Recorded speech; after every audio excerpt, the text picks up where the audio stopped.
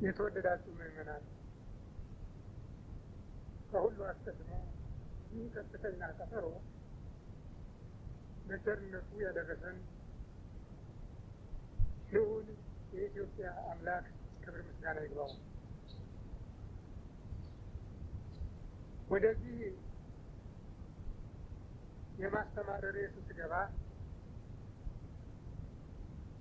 በቸርነቱ የአበውን በረከት ለውሉድ ማደል ልማዱ የሆነ አምላክ ከብፁዕ አባታችን ከአቡነ ማቴዎስ ማትያስ በረከቱን ለእኔም ለእናንተም በቸርነቱ እንዲያድለን ፈቃዱ ይሁንልን። የተወደዳችሁ ምእመናን፣ ይህች ቀን ለቀደሙት ለተከታዮችም በመቃብርና በመቃብር ባታ ላሉትም ትናንት ለነበሩት ዛሬ ላሉት ነገም ለሚመጡት እግዚአብሔር ያዘጋጃት ቀን በመሆኗ በዚህ ቀን የተፈጸመው ምስጢር እኛ በደካማ አንደበታችን ተናግረን የምንፈጽመው አይደለም። እሱ እንደፈቀደ እስከ ዓለም ፍጻሜ በሚነሱ ምስክሮቹ አንደበት ሲያናገረው የሚኖረው ነው። ቀደም ሲል የተነበበላችሁ ከነቢዩ ከዳዊት መዝሙር የተነገረው ስለዚህ ቀን ከ1000 ዓመት በፊት የተነገረ ነው። ሲጠበቅ ቆይቶ በስራ ተተረጎመ። ምናልባት ነቢዩ ስጋዊ እንደመሆኑ መጠን በደረሰበት መከራ በደረሰበት መጉላላት እግዚአብሔር ከሱ ፊቱን የሰወረ መስሎት ከሁሉ የተናቀ መሆኑን ብቻ በማመን ራሶቹ በእሱ ላይ የሚናገሩትን በማተኮር የተናገረው ቃል ሊመስልን ይችላል። አይደለም። ዳዊትን እግዚአብሔር እንደ ልቤ የታመነ ሰው ይለዋል። ያሰበውን የፈቀደውን የተናገረበት ስለሆነ ነው። እግዚአብሔር ሊያደርገው ያሰበውን በዚህ ነቢይ አንደበት ተናገረ። አፈጻጸሙ ከሰዎች በላይ በክብደቱ ከሰዎች በላይ መሆኑ ብቻ ሳይሆን ይህንን የትህትና ስራ ይህንን ከባድ መከራ ይህን አስጨናቂ ሕማም አምላክ ይቀበለዋል ብሎ ፍጡር አይገመግመውም። ይህም ለብዙዎች አስተዋዮች ነን ባዮች የተሰወረ ሆኖ ቀርቷል። አይሁድ የተሰናከሉ በዚህ ነበረ። አዩት፣ ተመለከቱት። 3 ክንድ ከስንዝር ቁመት ነው። ከሚያውቋቸው ከወንድሞቻቸው ከጓደኞቻቸው የተለየ መልክ አልነበረው። ይልቁንም እንደ ነቢያቶቻቸው እንደ ካህናቶቻቸው ኃጢአተኞችን የማይጸየፍ ቁስለኞችን በሽተኞችን የማይሸሽ ለምጻሙን ደም የሚፈሳትን ርኩሳን ናችሁ ከአጠገቤ ራቁ የማይል ሁሉንም የሚያቀርብ የሚቀበል ሆኖ ስላዩት ከቶ ከዚህ በላይ የሆነ ስራ ይሰራል ብለው አልጠረጠሩም ነበር። ባደረገው ተአምራት ሁሉ ሊረቱ ሲገባቸው ተሟጋቾች፣ ተከራካሪዎች ሆነው ነው የተገኙ። እንዴ ይህ ሰው የዕውሮችን ዓይን ያበራል፣ ቁባቶችን ያቀናል፣ አንካሶችን ያረታል፣ ድውያንን ይፈውሳል፣ ሙታንን ያስነሳል፣ ሰው ያደርገዋል የማይባል ከፍተኛ ታምራት ያደርጋል። ይህን ነገር ከየት አገኘው? ለመሆኑ የማናውቀው ሰው ነው እንዴ? የዮሴፍ ልጅ አይደለም? እናቱስ ማርያም ትባል የለም? ወንድሞቹስ ከእኛ ጋር አይደለም ያሉ? እንዴት እያሉ ይከራከሩ ነው። ወንጌላዊ ምን ይላል? ተሰናከሉበት ይላል። ተሰናከሉበት። አዎ ይህ የእንቅፋት ድንጋይ አስተናከላቸው። ካህኑ ስምዖን ገና በተወለደ በ40 ቀኑ እናቱም እመቤታችን ቅድስት ድንግል ማርያም ይዛው ወደ ቤተ መቅደስ በገባ ጊዜ ይህ ልጅሽ ነው ያላት።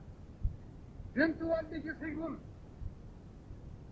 ለደቂቀ እስራኤል ለድቀቶሙ ወለተንሥኦቶሙ፣ ይህ ልጅሽ ከእስራኤል ልጆች ብዙዎች ሊወድቁበት ሊነሱበትም የተዘጋጀ ነው፣ ለዚህ የመጣ ነው ነው ያላት። የእንቅፋት ድንጋይ ነው ብሏታል። ራሱ ባለቤቱም አናጦቹ የናቋት ድንጋይ የማዕዘን ራስ መሰብሰብ ሰብሳቢ ሆነች ካለ በኋላ ይህ ድንጋይ የወደቀበት እንደሚደቅ በድንጋዩ ላይ የወደቀውን እንደሚቀጠቀጥ ነበር የተናገረ። ስለዚህ አይሁድ በዚህ ድንጋይ ተሰናከሉ፣ ወደቁበት፣ ተቀጠቀጡበት። እስከ ዛሬም ስብራታቸው አልጠገነም። ክብራቸውን አጡ፣ ተስፋቸውን አጡ፣ አገራቸውን አጡ። እሱ እንደተናገረባቸው ኢየሩሳሌም ብታውቅስ የሰላምሽ ቀን ዛሬ ነው፣ ከእንግዲህ ወዲህ ግን ከዓይንሽ ተሰወረ፣ ጠላቶችሽ ይከቡሻል፣ ያስጨንቁሻል፣ ልጆችሽንም እየወጉ ይጥሏቸዋል፣ ያሳድዷቸዋል ብሎ እንደተናገረ በ74 ዓመተ ምህረት በሮማውያን ኃይል ተገዝተው የሞቱት ሞተው ሀገራቸው ወጥተው በዓለም ስለተበተኑ ያቺ ኢየሩሳሌም የነሱ ሳትሆን ቀረች። ዛሬም ሌሎች እየተሳለሟቸው ነው። በዛች ኢያሱ ባወረሳቸው ርስታቸው ተዝናንተው መኖራቸው ቀርቶ ዛሬ ሌሎች እያሳደዷቸው ነው። ይውጡልን እያሏቸው ነው። ወይ ይስክሩን ከስመ እስራኤል የእስራኤልነታቸውን ስም እንዳይጠሩ እያስጨነቋቸው ነው። ምክንያቱ ምንድን ነው? ኢያሱ ብሏቸው ነበረ።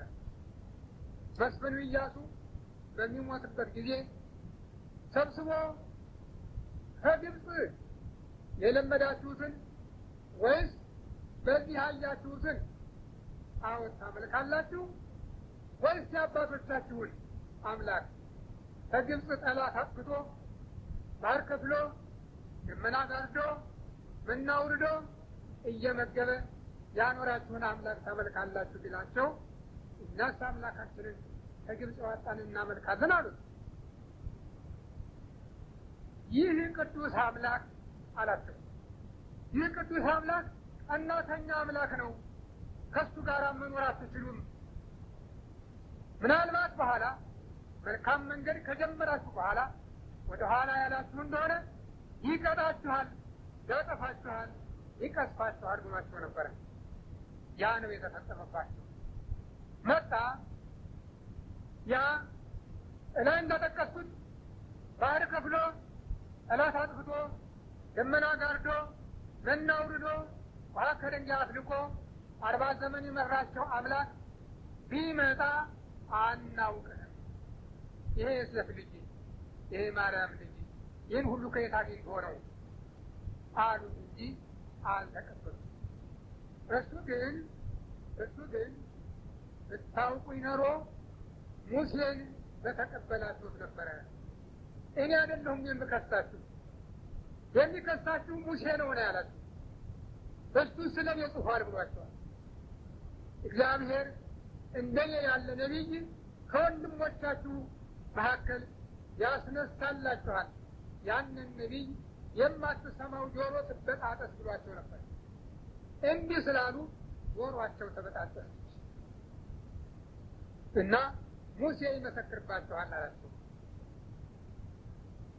መቼም ይህ መጋረጥ ቅዱስ ጳውሎስ እንደተናገረው ሙሴ እስራኤል ፊቱን እንዳያዩት በጥቁር ጨርቅ ፊቱን ይሸፍን ነበርና ኦሪት ከተሻረች በኋላ እንደገና ወደ ኦሪት ለሚመለሱ ሁሉ ያ መጋረጃ ዛሬም በፊታቸው እየተጋረደ እውነቱን እንዳያዩ አድርጓቸዋል።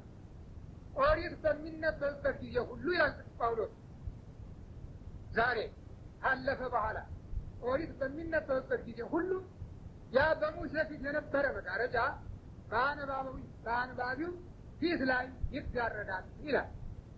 ስለዚህ ነው አይሁድ ክርስቶስን ማወቅ የተሳናቸው። እነሱ ብቻ አይደሉም።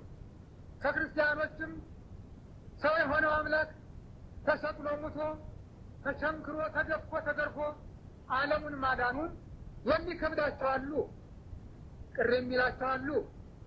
ለምሳሌ በፊረንጻ ተደርጎ የነበረው ጉባኤ ቅዱስ እግዚአብሔር ዘተወልደ፣ ቅዱስ እግዚአብሔር ዘተጠምቀ ዘተሰቅለ፣ ቅዱስ እግዚአብሔር ዘተንሳ የሚለውን ቃል ለውጦ ጉባኤ እንደወሰነ ታሪክ ይመሰክራል።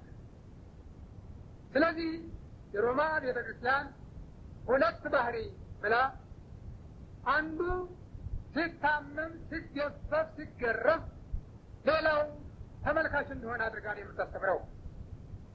ይህም እንግዲህ ገና አልተደረሰበትም ማለት ነው። ሌሎች እስላሞች ናቸው እስካሁን ኢየሱስ የእግዚአብሔር ቃል ነው ብለው በቁርአናቸው ጽፈዋል። ግን እሱ አልተሰቀለም፣ አልሞተም። ብስራቱን ለእናቱ ያቀረበላት ጅብሪል በአንድ ጸጉሩ አንጠልጥሎ ወደ አባቱ ወሰደው እንጂ መከራ አልተቀበለም። ስለዚህ አይሁድ እሱን የመሰለ ሰቀሉ ብለው ይናገራል። ይህም ክርስቶስን ከማየት ተከልክለዋል ማለት ነው። የሚገርመው ሙሴ እንደኔ ያለ ነቢይ ያስነሳላችኋል ያለውን ገደብ አልፈው ድንበር ጥሰው እስማኤልና ይስሐቅ በቁም ነገር መለያየታቸው እየታወቀ ከያዕቆብ ለተወለደው ለይሁዳ ልጅ ለይጓላ አንበሳ ለኢየሱስ ክርስቶስ የሰጠውን ምስክርነት ዛሬ ለመሐመድ ነው እያሉ ይጽፋሉ። ሞኝነት። ያ ተገድቧል። ማንም ሊወርሰው አይችልም። እንግዲህ ይህን ሁሉ የጠቀስኩት በዚህ አሁን በተነበበላችሁ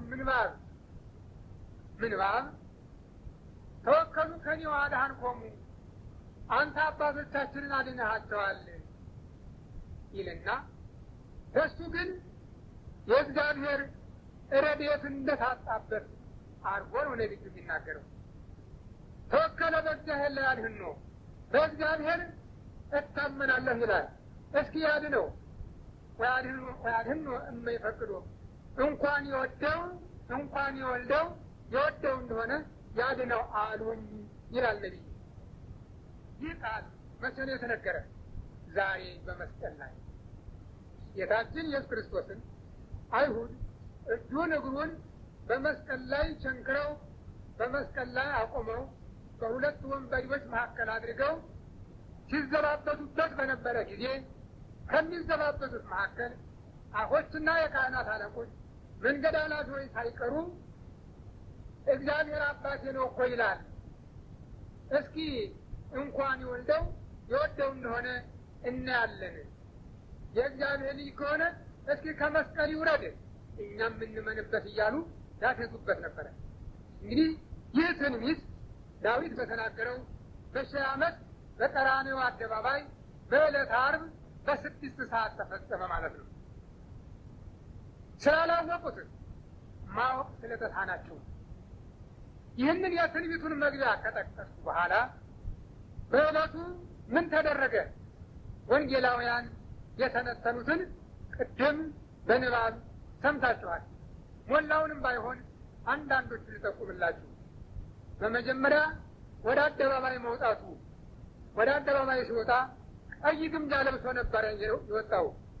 ቀይ ግምጃ አልብሰው አወጡት ይላል። ለምንድን ነው ቀይ ግምጃ አልብሰው ያወጡት?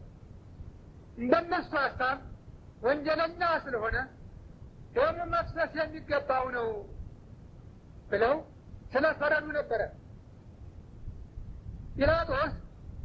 ጲላጦስ ማንን ላድንላችሁ ሲላቸው በርባንን አሉ።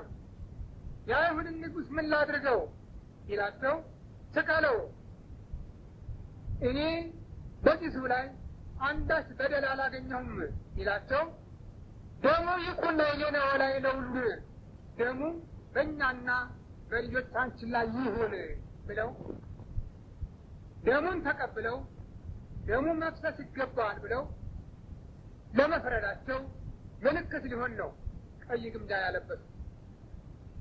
እነሱ አስበው ያደረጉት አይደለም፣ ግን መንፈስ ቅዱስ ያደረገው ነው። ገና ከስቅለት በፊት 700 ዓመት ላይ ተነስቶ የነበረው ነቢዩ ኢሳይያስ መኑ ውእቱ ብእሲ መካን ዘይወፅእ እምኤዶም ኃያል ቀይሕ አልባስ እምባሶር ኃያል ወግሩም በልብሰቱ ከኤዶም ቀይ ግምጃ ለብሶ ሲወጣ የማየው ይህ ጉልማሳ ማን ነው? ባለባበሱ የሚያስደነግጥ የሚያስፈራ የሚገርም ነው ብሎት ነበረ። እንግዲህ ገና 700 ዓመት ግድግዳ እያለ ነው ያንን ግድግዳ ሰንጥቆ ኢሳይያስ ይችን ቀን ያያል። አይሁድ ኢየሱስ ክርስቶስን ቀይ ግምጃ አልብሰው ወደ አደባባይ ሲያወጡት ያየው ነቢዩ መኑ ውእቱ ብእሲ መካን፣ ይህ ጀግና ሰው ማን ነው ነው ያለ። አዎ ጀግና ሰው ነበረ። ብዙ ጀግኖች በዓለም አልፈዋል፣ ብዙ ድል አስመዝግበዋል። ነገር ግን ሞትን ድል ያደረገ ጀግና በዓለም አልተነሳም። ሞትን ድል ያደረገ ጀግና በዓለም አልተነሳም። ሞትን ድል ያደረገው ጀግና ሰው የሆነው አምላክ አማኑኤል ኢየሱስ ክርስቶስ። ስለዚህ ነው ነቢዩ ብእሲ መካህ ዘይወፅእ እምኤዶም ቀይሕ አልባስ እምባሶር ኃያል ወግሩም በልብሰቱ ብሎ የተደነቀውና የተገረመው። አይሁድ ግን አላጤኑትም ደሙን ማፍሰሳቸውን እንጂ ይህ ደም በምድር ላይ በፈሰሰ ጊዜ አመፀኞችን የሚለበልብ የሚያንገበግብ የሚያቃጥል ያመኑበትን ግን ከወደቁበት የሚያነሳ የሚያለመልም ትንሣኤ ሥጋ ብቻ ሳይሆን ትንሣኤ ነፍስን ጭምር የሚያጎናጽፍ አንተ መሬት ነህ ወደ መሬት ትመለሳለህ የሚለውን ፍርድ ሽሮ ፈርሶ በዝሶ እንደ ትቢያ ሆኖ አፈር ትቢያ ሆኖ መቅረትን የሚለውጥ ለዚህ ለደካማው ባህሪያችን የዘላለም ሕይወትን የሚያድል ኃይል መኖሩን አልተገነዘቡትም ነበር። ግን እግዚአብሔር ስላሰበው ሆነ። ከዚህ በኋላ መስቀሉን አሸክመው ወደ ቀራንዮ አደባባይ ወሰዱት። መስቀሉን አሸክመው ነው የወሰዱት። ሸክም ነበረ፣ በዓለም ከባድ ሸክም ነበረ። አዳም ከገነት ሕይወት የወጣው ማንኛውም የሰው ልጆች ሁሉ እየተለዋወጡ ቢሸከሙት ማንም ሊያነሳውና ሊያስወግደው የቻለ የለም። እንደምታውቁት በዘመናችን ሁሉ ቁም ነገር ነውና የክብደት ማንሳት ስርዓት በዓለም አስደናቂ እየሆነ ብዙ ተወዳዳሪዎችንም እያፈራ ነው። ብዙዎችም እየተፈታተኑበት ነው። ስለሆነም ዓለማዊ ነውና የዓለሙ ክብደት በዓለም ጀግኖች ይሸፈናል። አዳም ከገነት ተሸክሞት የወጣው ሸክም ግን ማንም እሱን ለማስወገድ ቀርቶ ለማንቀሳቀስ የሚችል ያን ክብደት የሚያነሳ ጀግና ወደ ዓለም አልመጣም ነበረ። ስለዚህ ግን ሰው የሆነው አምላክ ኢየሱስ ክርስቶስ መጥቶ መስቀሉን ተሸክሞ ወደ ቀራንዮ በተጓዘ ጊዜ ከሁላችን ትከሻ ላይ አንስቶ ወረወረው። እናንት ይላል፣ እናንት ሸክማችሁ የከበደ ወደ እኔ ኑ እኔ አሳርፋችኋለሁ ነው ያለ። እኔ ገላግላችኋለሁ ነው ያለ። እረዳችኋለሁ አይደለም፣ አቃልላችኋለሁ አይደለም፣ እኔ አሳርፋችኋለሁ፣ እገላግላችኋለሁ። ሸክም የከበዳችሁ ሁሉ አንድ ሁለት አይደለም፣ በቁጥር አይደለም። እኔም እናንተም ትናንት የነበሩት ዛሬም ያሉት ነገም የሚመጡት የተሸከሙትን ሸክም ሁሉ ነው ጌታችን ተሸክሞ ወደ ቀራንዮ አደባባይ የወጣው። ያንን አቀበት የወጣው፣ ያንን የቀራንዮ ተራራ የወጣው የሁላችንን ሸክም ተሸክሞ ነው። አልሞት ነበር፣ ደክሞት ነበር። ከግርፋቱ፣ ከድብደባው፣ ከጡጫው፣ ከእርግጫው ጋራ ሌሊት ካደረበት መከራ ጋራ እርጥብ ግንድ ተሸክሞ በዚያ አቀበት ሲወጣ ማየት እጹብ ድንቅ ነገር ነበር። ነገር ግን ተሸከመው። ምናልባት አምላክ ስለሆነ ቀላል አድርጎት ይሆናል። ምን ይሆናል? አይደለም። በአምላክነቱ አቅጣጫማ ከመጣን ሁሉም ኢምንት ነው። ነገር ግን መከራውን የተቀበለው በእኛ አካል በእኛ ባህሪ ነው። አትፍሩት፣ አይዟችሁ፣ በእኛ አካል በእኛ ባህሪ ነው። ሰው የሆነው አምላክ ስለ እኛ ነው ይህን ሁሉ መከራ የተቀበለው። ቅር አላለው፣ በፈቃዱ ነውና ያደረገው። በዚያ መንገድ ላይ ብዙዎች ሲስቁ፣ ሲሳለቁ፣ ሲያፌዙ አንድ ባለ ዕድል ብቻ ተገኘ። እሱም ከጫካ ውሎ የመጣ አንድ ሰው ስምዖን የሚባል ከጫካ ውሎ የመጣ ከነገር አልገባም ያለ ነገረ ፈሪ ግን አገኙት። የት ውለህ ነበረ? በልና ተሸከማት ብለው አሸከሙ። ግሩም ነው። በእነሱ ፈቃድ አልነበረም፣ በኢየሱስ ክርስቶስ ፈቃድ ነበር።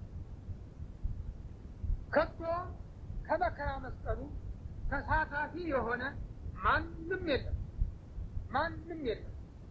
ስለዚህ ነበረ በጌቴሴማኒ አትክልት ቦታ አባት ሆይ የሚቻል ከሆነ ይህች ጽዋ ከኔ ትለፍ ብሎ የጸለየ ሌላ ሰው ሊሸከመው የማይችልም እሱ ብቻ የሚያሳልፈው ስለሆነ ነበረ እና ይህ በመሆኑ በዚያ ቀን አብረው ከነበሩት ማንኛውም እንኳን የመከራው ተካፋይ አልሆንም። ብዙዎቻችን እንተቻለን። መቼም ነገሩ ቀላል ነው። ተቀምጦ መተቸት ቀላል ነገር ነው እና አብረውት በልተው፣ አብረውት ጠጥተው፣ አብረውት ኖረው ያን ሁሉ ታምራቱን አይተው ትምህርቱን ሰምተው እንዴት ሸሹ፣ እንዴት ከዱ፣ እንዴት ተበተኑ። ይልቁንም ሁሉም ቢክዱህ እኔ አብሬህ እሞታለሁ እንጂ አልክድህም ብሎት የነበረው ታላቁ አባት እንዴት ካደው ብለን እንተቻለን። አይደለም። እነሱ አልፈሩም፣ አልሸሹም፣ አልከዱም። ቢክዱ ኖሮ በኋላ የጨለጡትን የሞት ጽዋ ማን አስገድዷቸው ነበረ? በፈቃዱ እኮ ነው የተቀበሉት። በፈቃዳቸው እኮ ነው የተቀበሉት። ጴጥሮስ ጌታዬ ወደ ላይ ቆሞ ነው የተሰቀለ፣ እኔ ግን ቁልቁል መሰቀል ይገባኛል ብሎ ያንን መስቀል እኮ ተሸከመው፣ ያንን መስቀል እኮ ተቀበለው። ከጌታው ትከሻ ወሰደው፣ ከጌታው ትከሻ ላይ ወሰደው። በዚያ ቀን ግን መስመር ውስጥ አልገባም። ምክንያቱ ለምንድን ነው? ባለመስመሩ ሌላ ስለነበረ ነው። ሯጩ ያንን ሩጫ የሚሮጠው፣ ያንን የመስቀል ጎዳና የሚሮጠው ሯጩ አንድ እሱ ብቻ ስለሆነ ሌላ ሊወዳደረው ሊሳተፈው የማይችል ስለሆነ ነው። የፈቀደለትን ግን ያንን ከርታታ አውታታ ባይታወን ስምዖንን እንዲቀበል አደረገ። ምን ይሆን እስኪ እንጃ። እጅግ በጣም ጥልቅና ረቂቅ ነው። ግን ምናልባት አንዳንድ አርቆ ተመልካይ ሰዎች እንደተረኩት ከሆነ ይህ ሰው በትውልዱ በነገዱ እስራኤላዊ ያልሆነ ኢትዮጵያዊ እንደነበረ ይናገራሉ። ኢትዮጵያዊ እንደነበረ ይናገራል። ስለዚህ የኢትዮጵያ ድል በእግዚአብሔር ዘንድ ሁልጊዜ እንደታጨ ተሳትፎ ያለው እንደሆነ መጻሕፍት የሚመሰክሩ ናቸውና እኔ ይህ ቃል ይህ ትምህርት ልቤን ይስበዋል።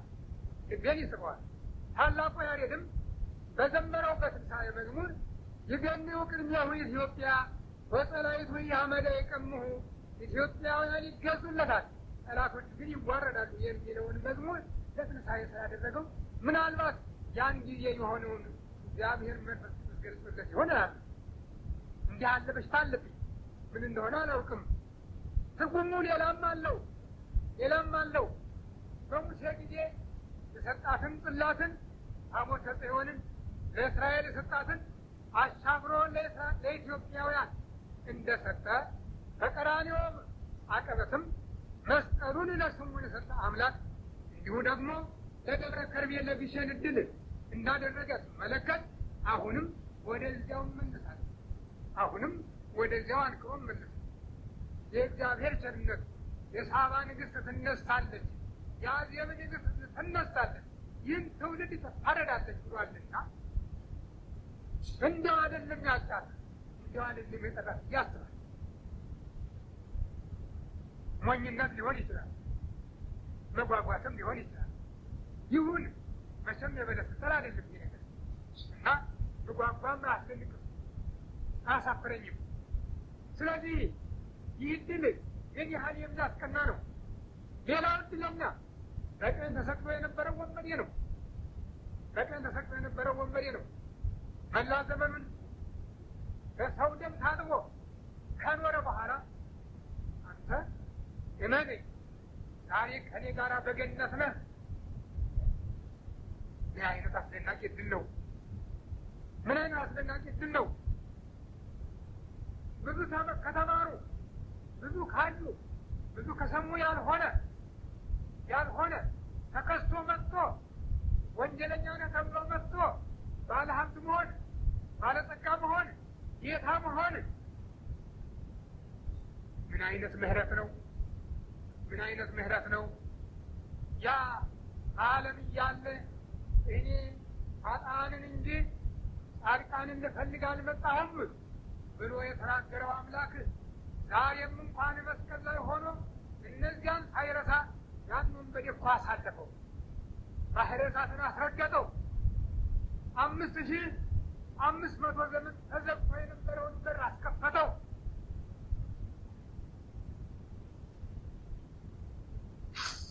ያ ደም ነው አይሁድ በእኛም በልጆቻችን ላይ ይሁን ያሉት ደም ነው ያንን የተዘጋ በር የከፈተው ለዚያ ለወንበዴው፣ ለቀማኛው፣ ለኃጢአተኛው። እሱ ብቻ አይደለም፣ ለሁላችንም ትናንት ለነበሩት፣ ዛሬም ላሉት፣ ነገም ለሚመጡት በሚተኛ ልባቸው ከሚቀርባቸው በስተቀር በመስቀልከ ንሰግድ ወሊቅነ አምላካችን ሆይ፣ መምህራችን ሆይ፣ አስታራቂያችን ሆይ ለመስቀልህ እንሰግዳለን ለሚሉ ሁሉ ይህ ማኅተመ ደሙ አላቸው።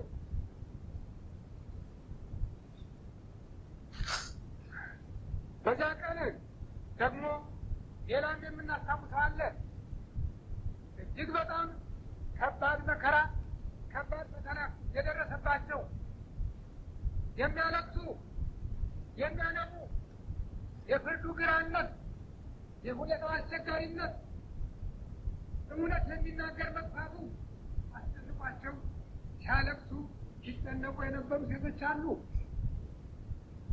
ያስደንቃል። በሴቶች ምክንያት ሰዎች ክብር ማጣታቸው ይነገራል። ከገነት የወጡ ገነትን ያለ ገጽታ የተሰደዱ ወደ ሲኦል ለመውረድ የበቁ በሴቶች ምክንያት ነው ይባላል።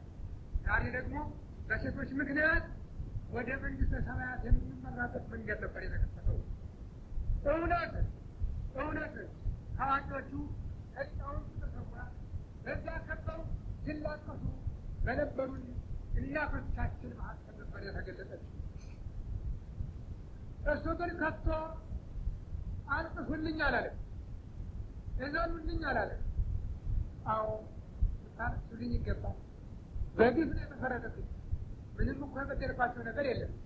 ድውያኖቻቸውን ተውቼላቸው ነበረ። ሙታኖቻቸውን አስቼላቸው ነበረ። ሊራቡ አብልቻቸው ነበረ። ሊጠሙ አጠጥቻቸው ነበረ። ትናንት ለአባቶቻቸው ዛሬ ለእነሱ ያደረጉት ስራ ተረስቶ አያችሁ በእኔ ፍጹም ትግፍ አላለም። እናንተ የኢየሩሳሌም ልጆች ለራሳችሁ አልቅሱ። ያላጠፉ ጡቶች፣ ያበለዱ ማህፀኖች ብፁዓን ናቸው የምትሉበት ቀን ይመጣል። ነበረ ይሰሙ አጠጥቻቸው ነበረ። ትናንት ለአባቶቻቸው ዛሬ ለእነሱ ያደረጉት ስራ ተረስቶ አያችሁ በእኔ ፍጹም ትግፍ አላለም። እናንተ የኢየሩሳሌም ልጆች ለራሳችሁ አልቅሱ። ያላጠፉ ጡቶች፣ ያበለዱ ማህፀኖች ብፁዓን ናቸው የምትሉበት ቀን ይመጣል። ተራሮችን ኮረብቶችን ከንዳችሁ ተጫኑ የምትሉበት ቀን ይመጣል። በእርግጥ ግን እንዲህ ከሆነ በደረቅ ምን ያህል ይሆን? ይላል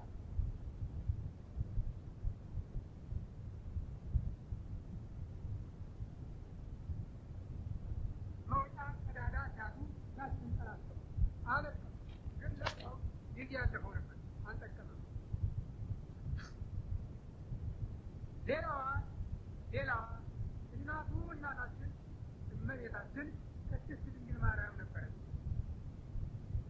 ብቻዋን ያሳደገችው ያለ ሩካቤ የወለደችው አንድ ልጇ በግፍ ሲሰቀል ሲደበደብ አጠገቡ ቆማ ትመለከት ነው።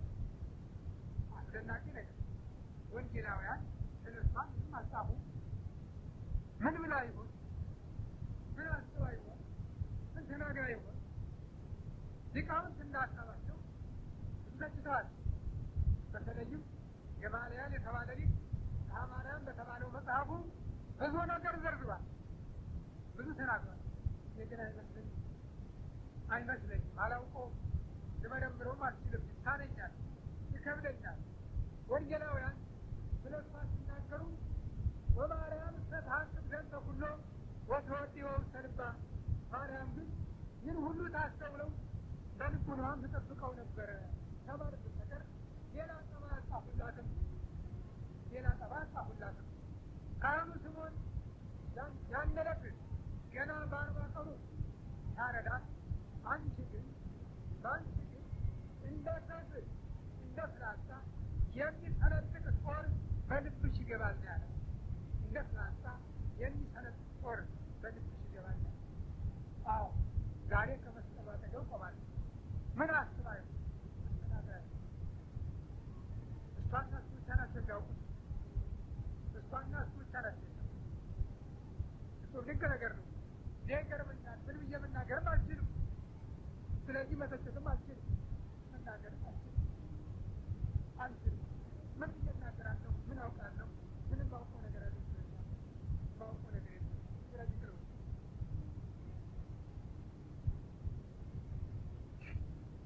አንድ ነገር ብቻ ልገምት እችላለሁ። እናት ለልጇ ያላት ሕሊና፣ እናት ለልጇ የተሸከመ አንጀቷ፣ ያጠባት ውሃ ስርገደገድ የምትሆነው ሁኔታ ብቻ ትዝ ይለኛል። ይህም በአንዱ ልጆች አሉኝና እያስጨነቁኝ አንዳንድ ጊዜ እሷን አስታውሳለሁ። በዚያ ቀን ምን ሆነ ሆነ እኔ እንኳን ያስፈጠፋት ና ያስጨንቁኝ፣ እሱ ያመጣት ልጅ ናት ያስጨንቁኝ። ምንም መላዳግላት የማልችላቸው ናቸው። እሷ ግን ሁሉን ማድረግ የሚቻለው አምላክ በመስቀል ላይ ተሰቅሎ አካሉ ደም ለብሶ ሲንገላታ ምን ብላኝ ሌላ አጠገቧ አልነበረ። አንድ ደቀ መዝሙር ብቻ፣ መጠለያ የሌለው፣ ሕግ የሌለው፣ ወገን የሌለው፣ ብቻውን የቀረ ከእነዚያ መካከል ታወቀ። ገና ወጣት ጉልማት እነሆ እናትህ ናት። ግራ ቀኝ ማንንም ታጣ፣ ማንም ዘመድ ይሆናል ስለማይችል እነሆ እናትህ ልጅሽ ነው። በቃ ከዛሬ ጀምሮ ህሊናሽን አሳርፊ ማለት ይመስላል። ልጅሽ ነው፣ እሱ ይላክ፣ እሱ አገልግልሽ። ይህን ተይ፣ ወደ መስቀል መመልከቱን ታዩ፣ ምናልባት የቃል ጠርጎላት ይሆን ይለዋል።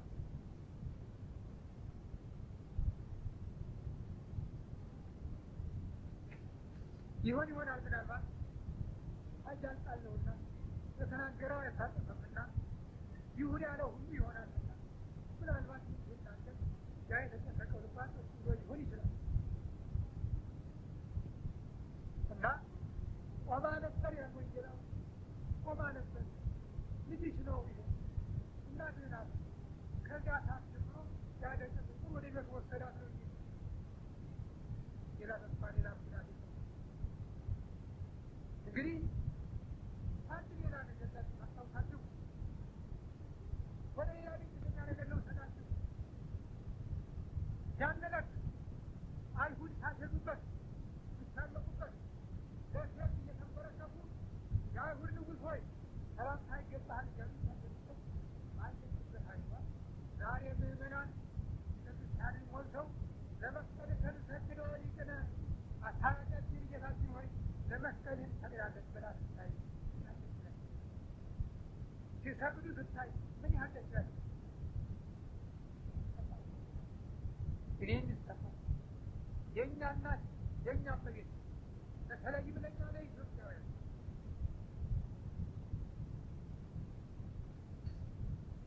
ብኩርና እኮ ቅዱስ ዮሐንስን እኛ እንቀድመዋለን።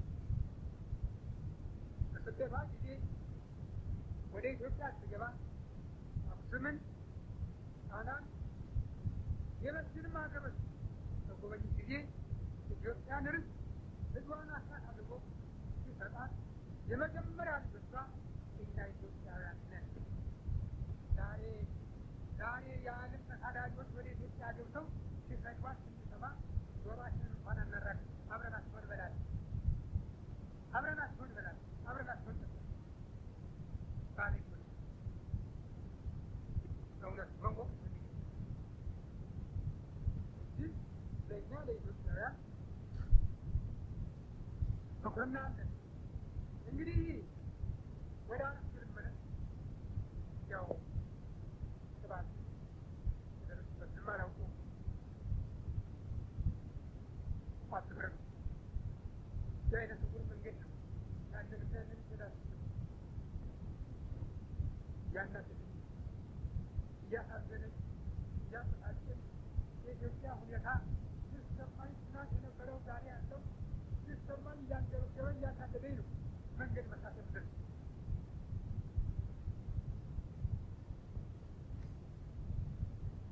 እጄን እግሬን ተነከሩኛል። ምን አይነት እጅ ነው ያላበላ ያላጠጣ ያላለበሰ አይደለም። ይናለም አባኖ አበቦ አምጥቶ የፈጠረ አዳምን ባሪያው በመልኩ የሳለ ያስተካከለ 40 ዘመን መና ከደመና እያወረደ ከድንጋይ እያፈለቀ እስራኤልን የመራ በማይለ ስብከቱን ድውያንን ካወደቁበት እያስነሳ እጃቸውን እየያዘ በእጁ እየዳሰሰ ድውያንን እየፈወሰ ልጇ ሞቶ ስታለቅስ የነበረችውን እናት አስከሬን ላይ ቀርቶ ሂድ ወደ እናትህ ብሎ ለእናቱ የሰጠ አቤታ ተነስ ብሎ ለእናቷ ለአባቷ የሰጠ ያ እጅ ነው። 5 እንጀራ አበርክቶ 7 እንጀራ አበርክቶ ለ4 ጊዜ የመገበ ያ እጅ ነው። ዛሬ ይህ ውለታ ያልዋለ እጃለን ተነገረው ውለታ ያልዋለ ነው። ስለዚህ እጄን እግሬን ተነከሩ ይህ ክፉናል በጣም ክፉና እኛ ናመልከሙ ብለን ለእነሱ ተደረገ ለእኛ ተደረገ። እግዚአብሔር እኛን አልበገበም። እግዚአብሔር እኛን አላለበሰም። እግዚአብሔር እኛን አልረዳም። ታዲያ እጁን እግሩን አልተነከርነውም እንዴ? አልተነከርነውም ወይ? ከአመፀኞች ከመናፍቃን ከካህዲያን ጋር ተሰልፈን አባቶቻችን ቅዱስ እግዚአብሔር ቅዱስ ኃያል ቅዱስ ሕያው ዘኢይመውት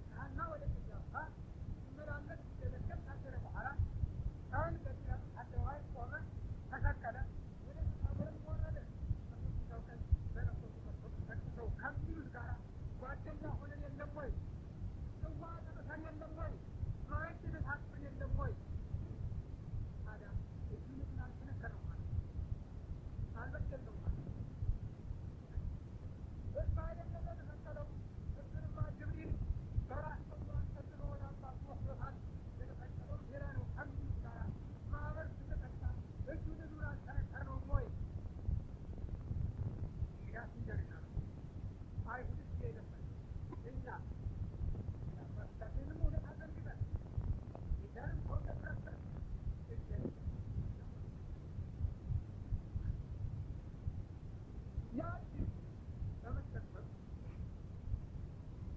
ያቺ በመሰከሩ አይሁድ ምን አገኙ? ስኬት አይደለም እናስናለን።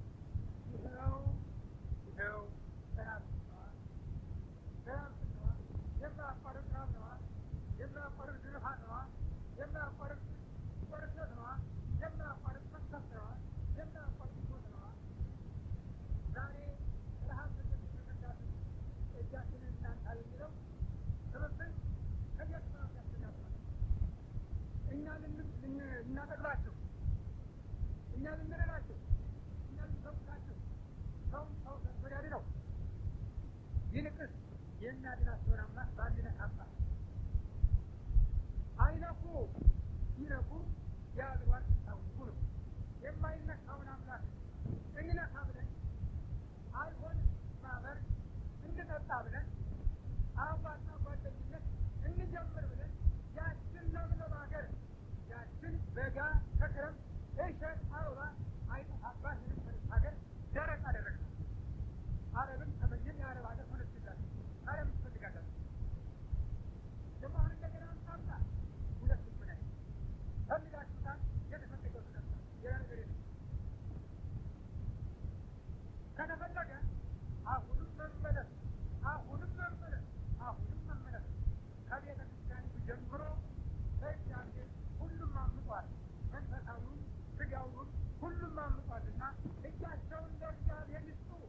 ምርኮ መሆናቸውን ይወቁ፣ መማረካቸውን ይወቁ። የማን ምርኮኛ ነው በማራኪው ላይ የሚታበይ? የማን ምርኮኛ ነው በአሸናፊው ላይ ጉራውን የሚያሳይ? 22 ዓመታችን እኮ ነው። 22 ዓመት እኮ ነው። ስለዚህ ይህች ባለገራ ቤተክርስቲያን መንቀሳቀስ፣ መስራት፣ መናገር፣ መቅደምም አለበት፣ መስራትም አለበት። ስለዚህ ኢትዮጵያውያን ሁላችሁ እናንተ ክርስቲያኖች ስትሆኑ ድንቅ ናችሁ ወይ? ድንቅ እኮ አይደላችሁም። ዋሾች እኮ ናችሁ። ለመጣው ሁሉ የምታጨበጭቡ ራሳችሁ የምትናገሩ የማትናገሩ በእጃችሁ ብቻ ማጨብጨብ ትርጉሙ ምንድን ነው? የመናደድ ነው? የመቆጣት ነው? የማፌዝ ነው? ለመጣው ታጨበጭባል። ለምን አትናገሩ? አገሩ የእናንተ ነው። ሁለት ኃይል እኮ የተቃጣባችሁ ነው። አንድ ስጋዊ ጦር ያነገበ፣ ሌላው መንፈሳዊ ጦር ያነገበ። ሁለት ኃይል እያንጃበበባችሁ ባትመለሱ ያ ጦር ማን ላይ ይወድቃል መስላል? በማን ላይ ይወረወራል መስላል? በማን ላይ ይሰነዘራል መስላል? ምናልባት ጉልበታችን ብለው ይመኩ ይሆናል። ግን ያን ጉልበት ያ ኃያል ይሰብረዋል። አይተናል። ብዙ ጉልበት ተሰባብሯል፣ ተነፋፍቷል። ክንዳችን አፈርጥሟል ይሉ የነበሩ ዛሬ ናቸው። ዛሬም እየተወራ ከትናንት አብረን ማይገባ ከትናንት ማንም ከማን አይለቃቃም። የኢትዮጵያ ግን ታዲያ ከኖህ ተመልከተች ከአዛርያ ጀምሮ እስከ ዛሬ ድረስ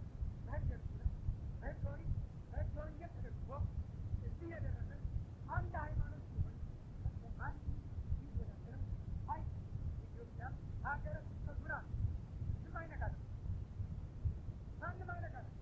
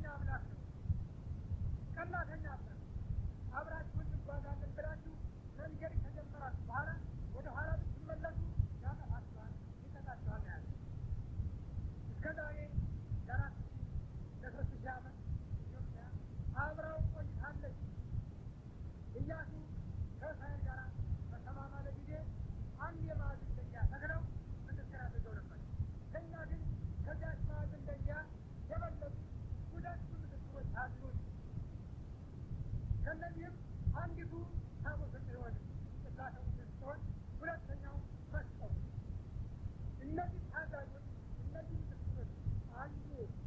አባቶቻችን ሀገራችን ወደው እግዚአብሔርን አምላካችን ብለው ተቀበሉ። እነሱ በሰላም ረጅም ጉዞ ተጉዘዋል፣ አባት ሆነዋል።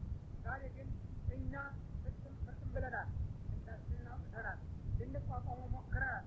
ካንተ ፊት ይታያል ግን ልንጠነቀቅ ምንም የሚጎዳ ነገር የለውም። ወደ አምላክ መመለስ አያሳፍርም። ወደ አምላክ መመለስ አያሳፍርም፣ ውርደትም አይደለም።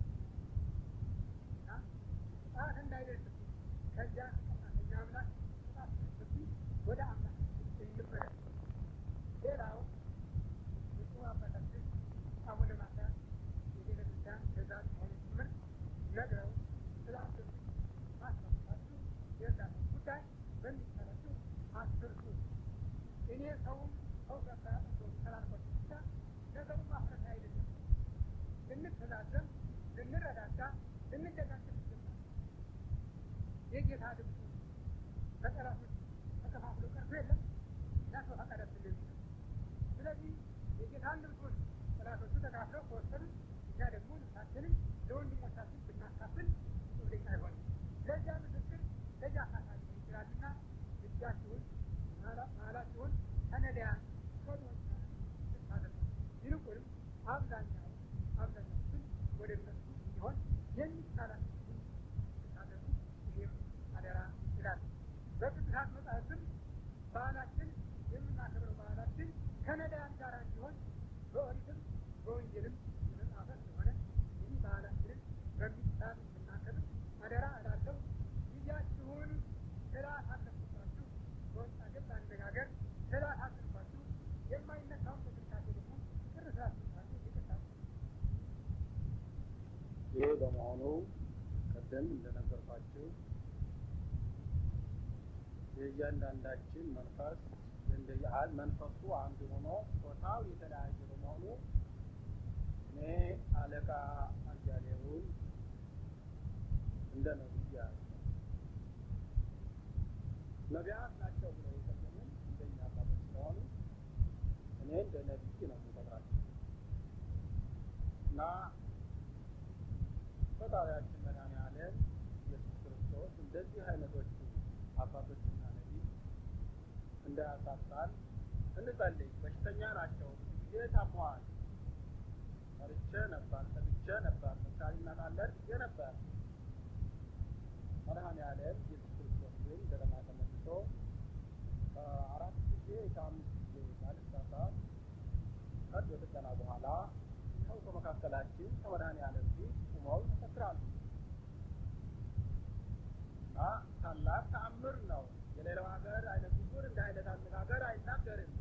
የሌላው ሀገር አይነት ስውር እንባ እየረገፈ የሚናገር አይደለም። ነገር ግን የኢትዮጵያውያን የተሰጠ ከልብ የሚመነጭ ምን አይነቱ ናቸው ናለ በይወጥ ኤዶም ገነት ነው የተባለው ለመደገፍ ነው። ኤዶም ገነት የተባለችው ቅድስት ሀገራችን ኢትዮጵያ የአባይ ወይም የግዮን ወንዝ የሚመነጭባት ሀገር ነች። እመቤታችን መድኃኒታችን የራሳችን ወገኖች ኢትዮጵያውያን ናቸው። አይሁዶችማ የሚወለደው ሀሳዊ መሲህ ከራሻ ከሚመጡት ልጃገረዶች የሚወለደው ሀሳዊ መሲህ 666 ዘመኑ ሰዓቱ አሁን ነው ብዬ ደጋግሜ ነግሬያችኋለሁ። ያ የሰለሞን ቤተ መቅደስ ከሀይፋ ጀምሮ ውስጡ 36 ዓመት ሆኖታል። ውስጡ እየተሰራ ነው። ከዛ ይወለዳል፣ አሕዛብ ይጠፋሉ። ተስፋ የእሳቸውን መንፈስ በረድኤት ስለተሻገረ ሙሉ ለሙሉ ካልተሻገረ ይባል አሁን እየመጣብኝ ነው። የሚያስደንቅ ነገር ነው። እምነታቸው ያልተረጋገጡ ሰዎች ናቸው የሃይማኖት እኩልነት የሚሰጡ። እነሱ እነማን እንደሆኑ እነታቸው የማይታወቁ አፄ ኃይለ ሥላሴ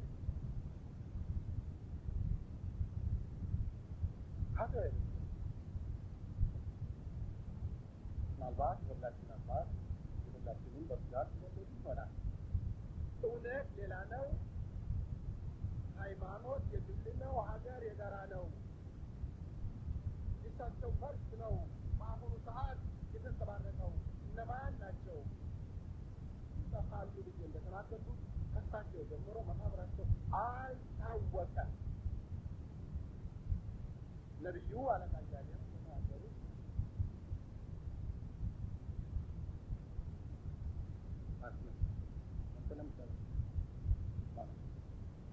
ሌላ ደግሞ ሊታሰብ እንዲህ አይነት ነው። አልታደላችሁም። ከሊታሰብ ይደስወጡ አመፀኛ ጠማማ ትውልድ በመሆኑ በስጋዊም በመንፈሳዊም ከጠማማ አመራር አትወጣም። ጠማማ ልባችንን ይዛል። ጠማማ ልባችሁን አቅኑ። በእውነት ወደ እግዚአብሔር ተመለሱ። ወአነስ ነክሩ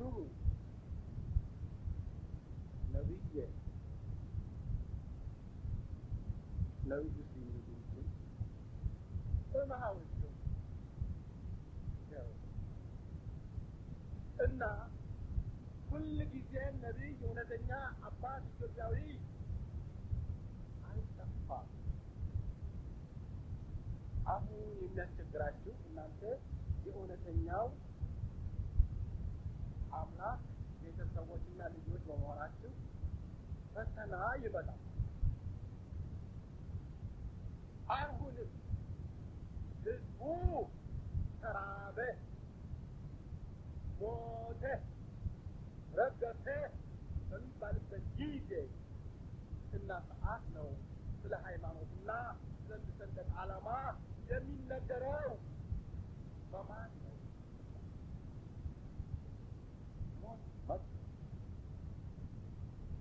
ኢትዮጵያ ፈራህም አልፈራህም ክፈት ነው። እየወደድ ነው። ወገን እየረገፈ ነው። መንፈሴ ያቆማል። እግዚአብሔር